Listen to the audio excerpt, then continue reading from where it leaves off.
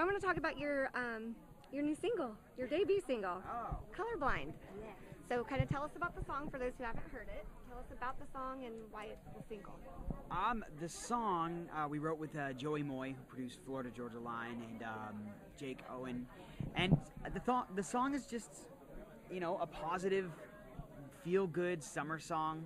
That I think everybody. Sometimes people, they don't get taken for all of their true colors. Some people accept them for when they're on top and when they're, but sometimes not everybody's perfect. Everybody has their lows, and it's about being there for your friends. Yes, it's unconditional.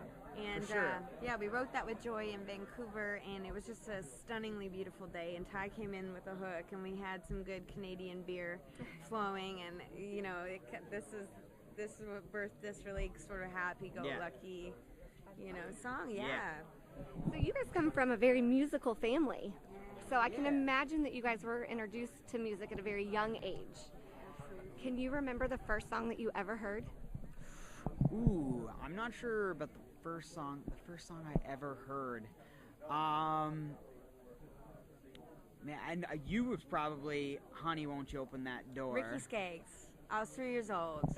Yeah, and Dad, we were in a band called the Wilkinsons for a lot of years, and my dad was a big songwriter, and I think there was always music in the house, whether he was writing songs or playing them. And Ricky Skaggs was one of those artists that I was like 3 years old, and that's the very first song I learned how to sing. I mean, when you're 3 years old singing "Honey, Won't You Open That Door," it doesn't make a lot of sense, but I sure loved it, and I still do. I get geeked out every time I see Ricky play. It's just like I'm reverted back to being that little kid that's like, yeah, I think mine was the earliest recording of me singing is when I was like 3 years old, singing "Daddy, What If the Sun Stopped Shining." Yeah. And so that's the earliest memory I have of singing and hearing music. Yeah. Okay, so you started out in the Wilkinsons, and then you kind of did solo careers. Yeah. So what brought you both back together to make the Small Town Pistols? We had some time. I mean, we weren't, I wasn't like, oh my gosh, we haven't done music in a long time. Really need to get together and do it again. I mean, we were kind of over it. And I was super heartbroken because I split up with my boyfriend of like 7 years and was like, you know what, I just need to get back down to Nashville because I was in Canada and was here. And then just shortly after I moved, he split up with his girlfriend. I was like, dude, you just need to get down here and let's like drink some good old cheap American pints and find out what we want to say, and like maybe we can just write for other artists. We were hanging out with some really groovy people at the time that were in the same kind of mindset, Cree Harrison and Charlie Worsham, and those kind of our buddies that were we were quarter life crisis kids, seems like young, kind of in that mode. And we ended up writing these songs thinking, okay, maybe we'll pitch them to somebody, and we really squared with one another, and we're like, wait a second, this sounds like us, but not like anything we had done before. Like we felt like we had something to say again. A lot of new life kind of was breathed into what we're doing, and there definitely was like that moment where like we should try and at least do this, with the two of us and see if we can make a record. And then the songs and the kind of vibe and everything that we were going with, it ended up just flowing. And then next thing we knew, we had like 30 songs for the first record. And it didn't sound anything like we had done with the Wilkinsons or even our solo stuff like Ty's Rock project or my project with Universal. So that's why it precipitated the name change, because I was like, you know what? Like, if we try and pretend that this is another Wilkinsons record when it's not, just because people know our name, might confuse people. So let's start from scratch. And you really have to be pirates nowadays with music. You have to be involved in everything. So we weren't afraid of the challenge. So who came up with the name Small Town Pistols? It was definitely a group effort. We'd thrown around a lot of ideas, and when we were signed to our label, or when we were just starting to sign to our label, the head, Jonathan Simpkins, said, listen, it doesn't matter what the name is. He said, because if you don't have good music, nobody's even going to care what your name is. And if you have great music and you have the dumbest name in the world, they're still going to love you because they're going to like your music. So we kind of took a little step back, thought about it for a bit, and then we realized, you know what, we're from a small town.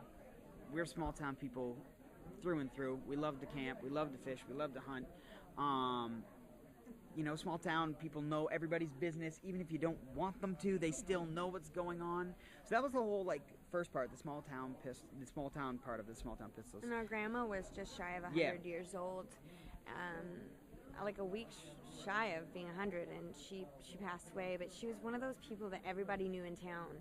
I mean, she was a firecracker, and she most of the jokes she would tell you we could never repeat because they were so off-colored.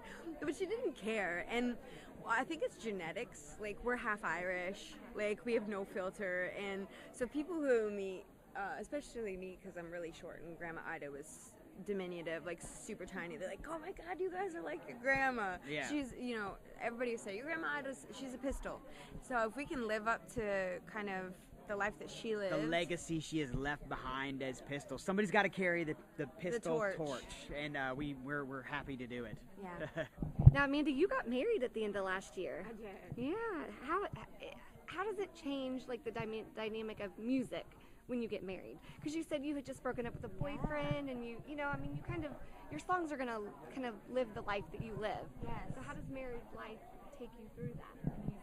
I think we try to be really honest with what we're writing. I mean, not everything that we write is going to come from life experiences. That's a given. But we're both very Twitter-pated right now. Ty has a 3-year-old and he's married, and I just got married, and I think going into the studio process on this new stuff that we're recording, it's going to be reflective of some of that juju, some of that love.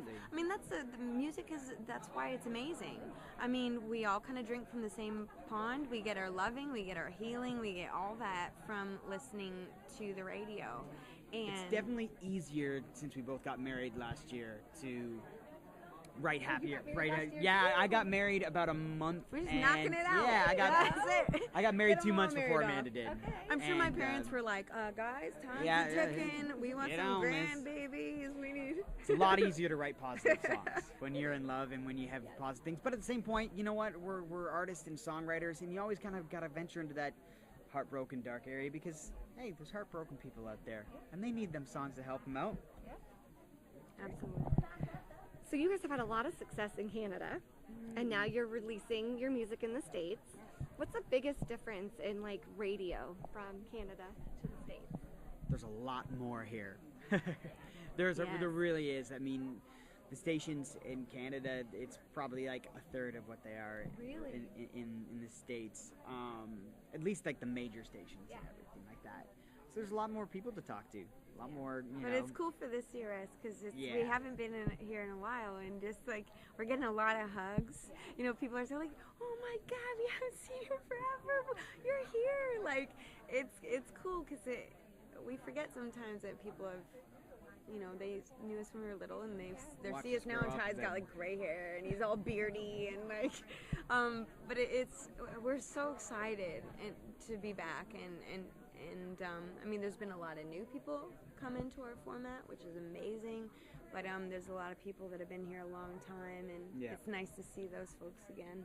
So what can we expect from Small Town Pistols in 2014? New music. In America, you're going to see our last record, and you're going to get all the tasty ear treats from that one. And then a lot of touring. We're going to be back out on the road here in the summertime, and hopefully coming down here. We'll be playing the festivals in Canada. Those dates are all kind of starting to take shape, and we're hoping to play some dates here as well. We're just kind of in the early stages of it. So, once more into the fray. Exactly. Yeah.